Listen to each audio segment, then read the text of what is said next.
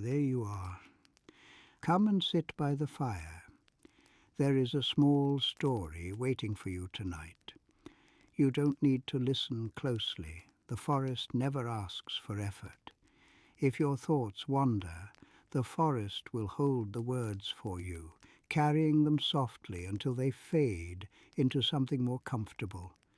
Tonight I want to tell you about a knight who entered the forest with a simple promise, and learned that some vows are not fulfilled by what we bring home, but by what we choose to understand along the way. There are mornings in Whispergrove when the forest feels watchful, not alert, not wary, simply attentive, as though it has noticed something new and is deciding how much attention it deserves. On one such morning I was walking a path I had taken many times before, guided more by memory than intention. The light was soft, filtered through the upper branches in pale ribbons that drifted slowly as the leaves shifted. Dew clung to the moss, and every step released the faint, clean scent of damp earth and pine resin. I had not set out with a destination in mind. In Whispergrove, that is often an invitation rather than a mistake. The forest is more willing to meet you halfway when you do not insist on knowing where you are going. It was the horse that I noticed first. It stood a short distance off the path, its head lowered, one hind leg bent in rest. The animal was tall and broad through the chest, its coat dulled with travel, and its tack worn but well cared for. A knight's horse, without question. It breathed slowly, calmly, as though it had been standing there for some time. Horses do not linger in Whispergrove without reason. I slowed my pace but did not stop. Sudden attention can feel like a challenge in the forest, and I had no wish to disturb whatever balance had allowed the animal to rest so peacefully. As I passed, the horse lifted its head and watched me with a dark, steady eye. It did not shy, it did not stamp or snort. It simply observed, then lowered its head again. Only then did I see the man. He lay on the ground a few steps beyond the horse, his back against the wide trunk of an oak. His armor was plain but well fitted, the kind worn by someone who expected to use it rather than display it. A sword rested beside him, sheathed and carefully placed within reach, though his hand did not touch it now. His helm sat on the ground near his boots, turned on its side to catch the light. He was asleep, not collapsed, not unconscious, simply asleep, the deep, unguarded rest of someone who had reached the end of what the day demanded and found no reason to push further. I stopped then. For a long moment, I stood where the path narrowed, listening. The forest held its breath in the way it does when a story pauses. Birds shifted quietly in the branches. Somewhere deeper in the trees, water moved over stone. The knight's breathing was slow and even, his chest rising beneath the dull sheen of steel. I did not wake him. There are few things ruder in Whispergrove than interrupting a rest the forest itself seems to have approved. Instead, I stepped off the path and settled against a nearby tree, lowering myself carefully until I sat on the moss-covered ground. I rested my staff across my knees and waited. time passes differently when one waits with intention. Minutes stretch, soften, and fold in on themselves. The light shifted again, and the dew began to lift from the ground in faint threads. Eventually, the night stirred.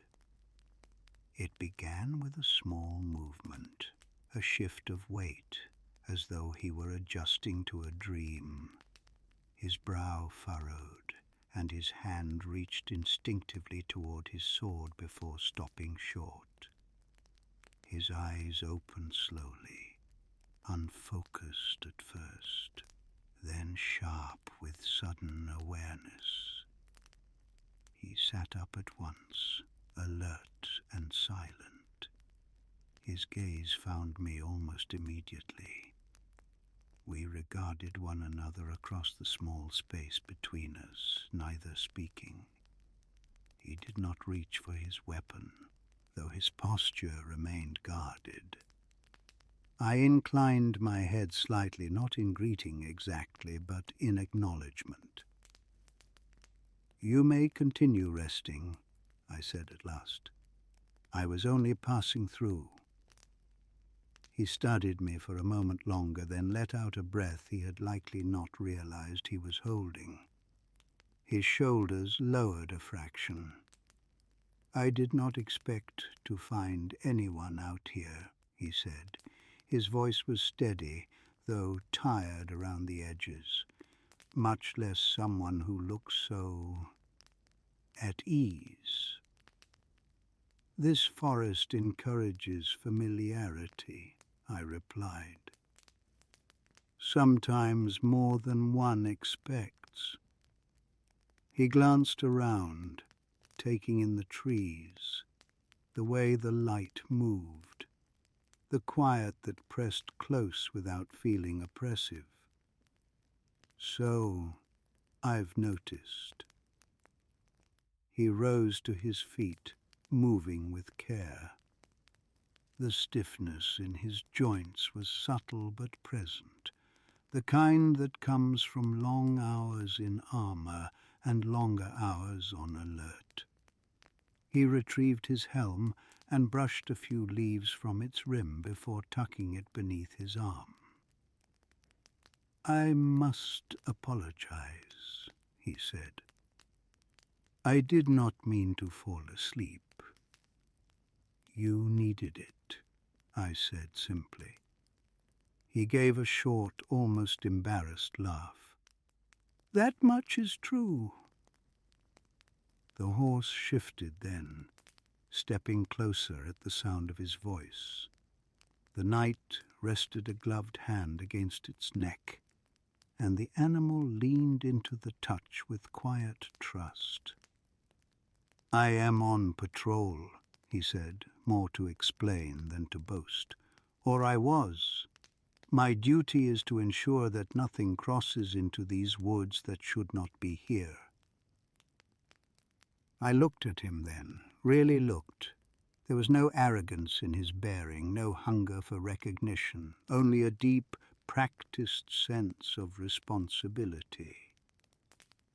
"And yet," I said, "you are quite far from the edges." He nodded, his expression tightening. "That is the trouble. The paths did not behave as I expected. Each time I thought I was circling back, I found myself deeper in. My markers led me nowhere. Even my horse grew uncertain."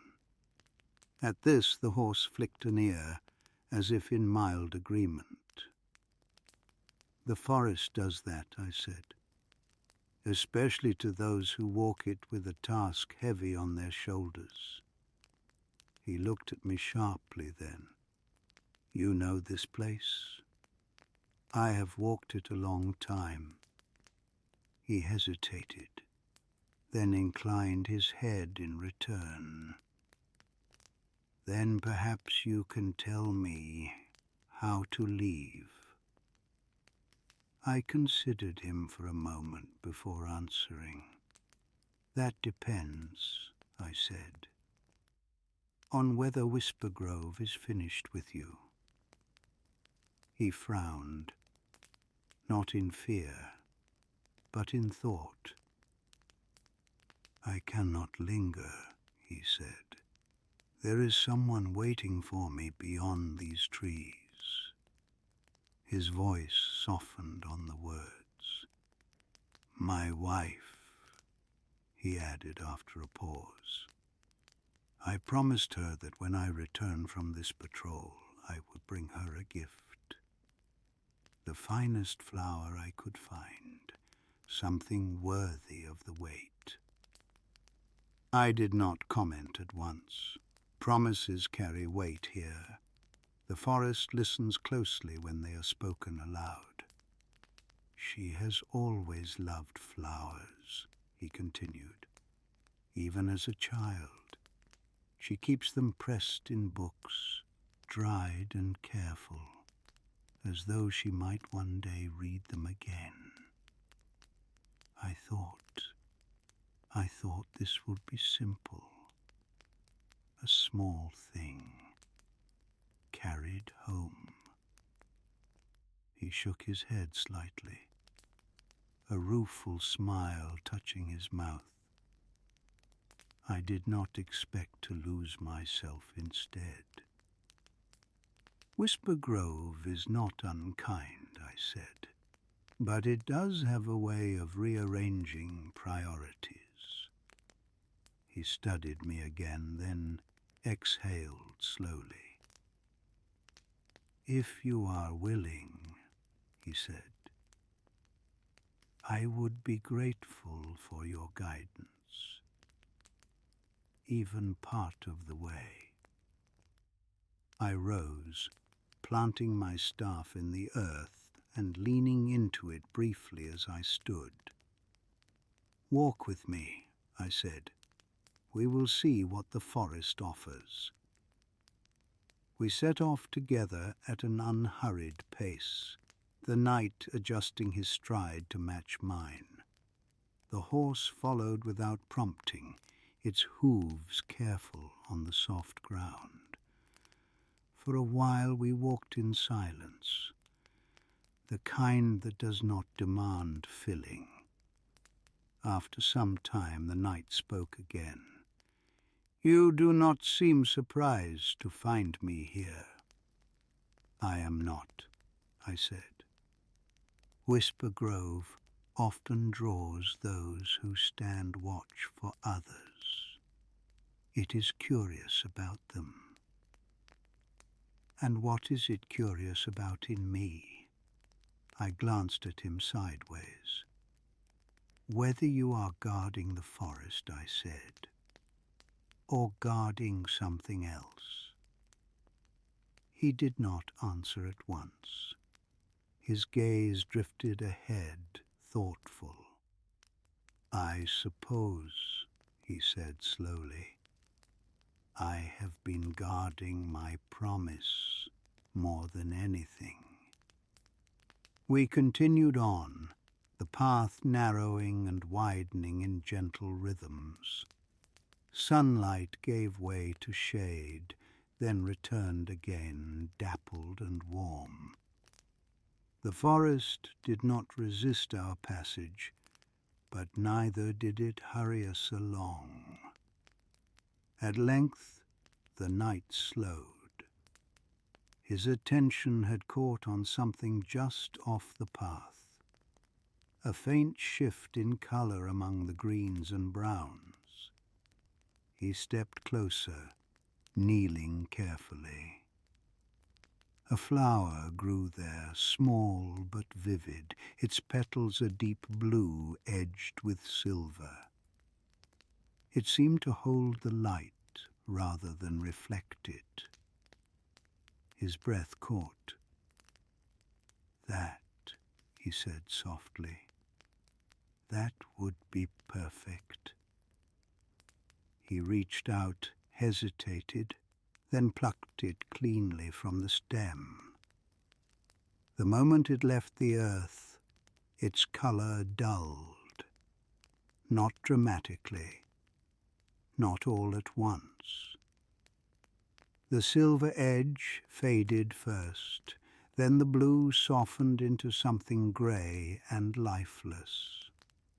By the time he drew his hand back, the flower hung limp between his fingers.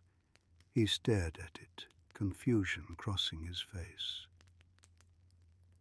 "I don't understand," he said. It belonged where it was," I said gently. He closed his hand around the stem, then opened it again, as though hoping the change might reverse itself. It did not. For a long moment, neither of us spoke. At last he lowered his hand. "Is this the forest's answer, then?" he asked quietly. "That I cannot take what I came for?" "It is an answer," I said. "Not always the one we expect." He rose slowly, his shoulders heavier than before. "Then I will have to find another way to keep my promise." We walked on. The forest thickened ahead, the air cooling as the light thinned. Somewhere deeper within, something waited, patient, unhurried, and very old. Whispergrove was not finished with him yet. We walked for some time after that without speaking. The forest grew denser, the trees standing closer together, as though they had quietly agreed to listen more carefully. The air cooled, carrying with it the scent of wet stone and something faintly sweet, like crushed leaves after rain. The night steps had slowed, not from fatigue alone, but from thought. I could see it in the way his gaze lingered on the ground ahead, as though he were weighing each footfall. At last he spoke. "If the forest will not let me take the flower," he said, "then what remains of my promise?" I did not answer right away. Whispergrove rarely responds well to questions asked too sharply. Instead, I let the silence stretch, allowing the forest to settle around us. "Why did you promise her a flower?" I asked instead. He considered the question. "Because she loves them," he said. "Because she finds meaning in small, living things. And because I wanted to return with something that proved I had thought of her while I was gone." "Proved," I repeated softly. He nodded. "I thought a flower would be enough." The path bent gently, leading us toward lower ground. The light shifted again, growing softer, more diffuse. Ahead the forest opened just slightly, the trees stepping back as if to make room for something that had been waiting a long time. "I think," I said slowly, "that the forest is less concerned with proof than with truth." He looked at me then, curiosity overtaking his frustration. "And what truth is that?" "That you kept your promise the moment you carried it with you," I said. "Not when you returned with something in your hands." We emerged into a small glade. It was not grand nor immediately striking. There were no towering stones, no rushing water, no sudden burst of colour. At first glance, It seemed almost empty. A shallow dip in the earth, ringed by old trees whose roots curved protectively around the space. The ground was thick with moss, soft and undisturbed. The knight slowed, his breath catching slightly. "There's something here," he said. "Yes," I replied. "This is a listening place." We stepped forward together, careful not to disturb the quiet. As we moved deeper into the glade, the air changed. It grew warmer, carrying a faint hum beneath the silence, like a breath held just below hearing. At the center of the clearing, a single flower grew. It was unlike the one he had tried to take before, taller, steadier. Its petals were pale gold, veined with soft green, and they curved inward slightly, as though protecting something precious at their heart.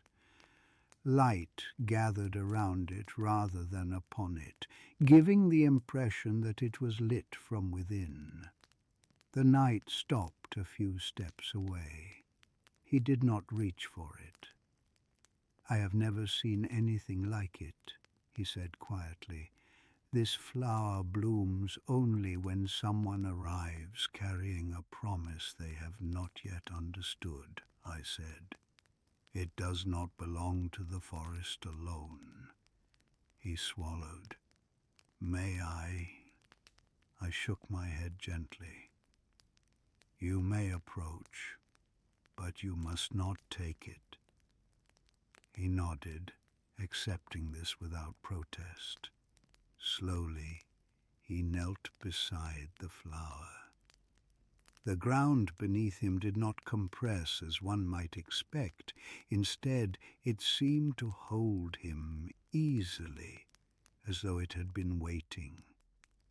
For a long moment, nothing happened. Then, very slowly, the flower leaned toward him. Its petals parted just enough to reveal a soft glow at its center. The light did not spill outward.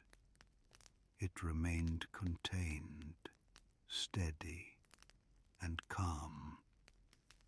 The knight's breath grew shallow. "It's warm," he murmured, "like standing near a hearth." I watched closely. Whispergrove reveals much in moments like this if one knows where to look. "What did you promise her?" I asked. "That I would return," he said at once. "That I would come back safely. That I would bring her something beautiful." "And which of those do you fear breaking?" I asked. He was silent for a long time. "At night," he said finally, "when I am on patrol, I think of her waiting. I think of her listening for my steps, and I worry that one day I will not return at all, that the flower would be all she has left of me." The glow within the flower brightened slightly, then settled. I rested my staff against the earth. "Then the flower was never meant to be a thing," I said. "It was meant to be a moment." The knight reached out, not to pluck, but to rest his open palm just beside the stem.